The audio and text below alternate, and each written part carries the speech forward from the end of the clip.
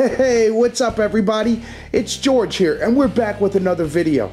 Now today's video is build video number 10 in the Goblin 500 series. Today we're going to be doing chapter 14. Now chapter 14 is split into two sections. One is the boom assembly and the other is attaching the boom to the helicopter.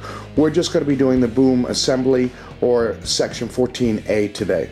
Let's take a look at my setup, see what I've got. First, I have the manual open to the right page, a pen in case I need to take any notes. I have no Loctite needed for this section. Have my Kindle and a backup driver just in case. Let's take a look at some of the components we're going to be using, which is the tail unit, the push rod, the actual tail itself, and the belt. And this is a little jig that I made, makes it easier for fishing the tail belt through the boom. Let's take a look at our tools and parts that we're going to be using. First, we have a 2.0 and a 2.5 millimeter driver. Then we have these little standoffs that have bolts on the end. They'll hold the tail unit on.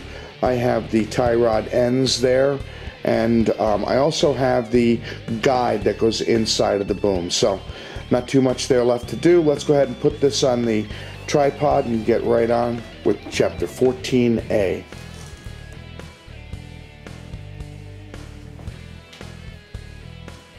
Alright, we're all set up, we're all ready to start chapter 14, the boom assembly. One of the steps in this chapter deals with the push rod, and it deals with putting in the threaded rod into the push rod. They say to CA glue it. Bert suggested that we use a epoxy resin, which is what I did. I went ahead and I epoxied it this morning, but I still don't think it's ready. I'm going to let it cure overnight before I do anything with it. Really, all that has to be done is the ends have to be put on, slid inside the boom. So I'm going to go ahead and set this off to the side for right now and continue on with the rest of the steps.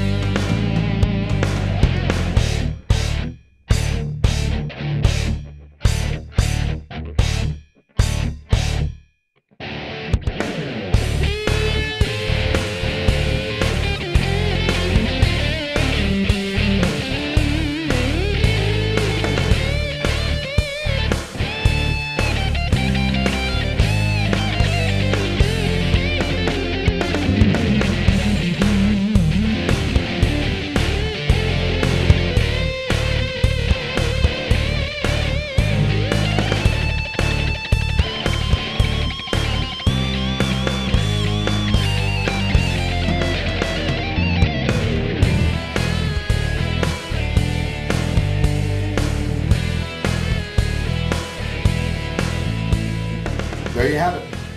The tail is assembled, everything is ready to be attached to the helicopter. But if you recall, at this point I'm going to go ahead and work on the electronics without the tail. It's going to be a lot easier to move around. So let's go ahead and start working on the electronics on the next section.